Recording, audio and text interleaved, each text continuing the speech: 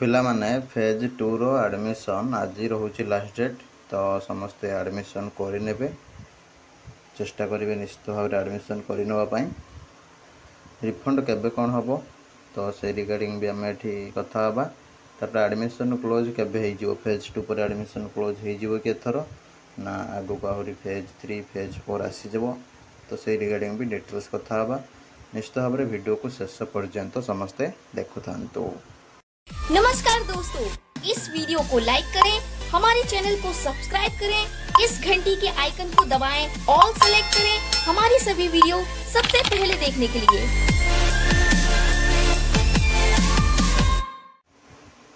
देखो पिला माने एमए एमएससी एमकॉम ए सब जो मैंने सब एडमिशन करने को चाहते एमकॉम भी अवेलेबल ठीक अच्छे सीपीटी दिंतु बा न दिंतु आज एडमिशन कर पकातु लास्ट डेट रोचे आज ठीक अच्छे। बहुत सारा तुम कोर्सेस ये अवेलेबल अच्छी बहुत ओल्ड ऑर्गेनाइजेशन एवं परमानेंट रिकग्निशन पाई सारी PG and professional courses 2022-23 session ठीक अच्छे।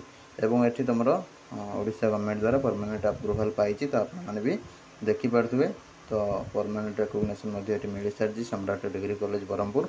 तो आपण मैंने नुआ नुआ कॉलेज एडमिशन करने अपेक्षा ये एडमिशन करने बेटर रहिबो। पिला माने 20 सेप्टेम्बर फेज 2 रो लास्ट डेट। तो से अनुसार आपण मैंने आज एडमिशन करने जहाँ भी कोर्स कौन जगार है ना सम्राट डिग्री कॉलेज डायरेक्ट एडमिशन जाई पकेबे ठीक अच्छे। तापर रिफंड तुम जो मान सब रिफंड हबार अच्छी से तुम 2-3 मास पर हम ठीक है। एडमिशन क्लोज हम नोटिफिकेशन जब आसो फेज 3 जदि हबार थी फेज 3 आसो ना एडमिशन क्लोजर नोटिफिकेशन आसो तार 2-3 मास भितर तुम मानक रिफंड हो ठीक अच्छे।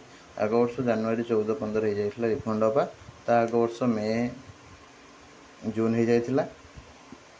तो तथापि एथर जल्दी भी आसो कहीं आर वर्ष जेहेतु जल्दी टी आसाला 2-3 मास पर एथर भी से 2-3 मास पर ही आसीज। आपण मैंने व्यस्त हवा किसी दरकार नहीं। तो चेष्टा करूँ एडमिशन जो कर पढ़ाई अनेसेसरी टीसी काढ़ी आनले रिफंड पाइबे ना ये जानी था। जदि कौन जगह सिलेक्ट होती टीसी काढ़ी आनुन से केस रिफंड गुड़ाक हम ना तुम कौन जगह हो तुम से कॉलेज टीसी टाइम काढ़ी आणुव अड़ुआ हम ठीक अच्छे। तो रही नमस्कार, जय जगन्नाथ। देखा आगामी वीडियो रे नुआ इनफॉरमेशन सहित।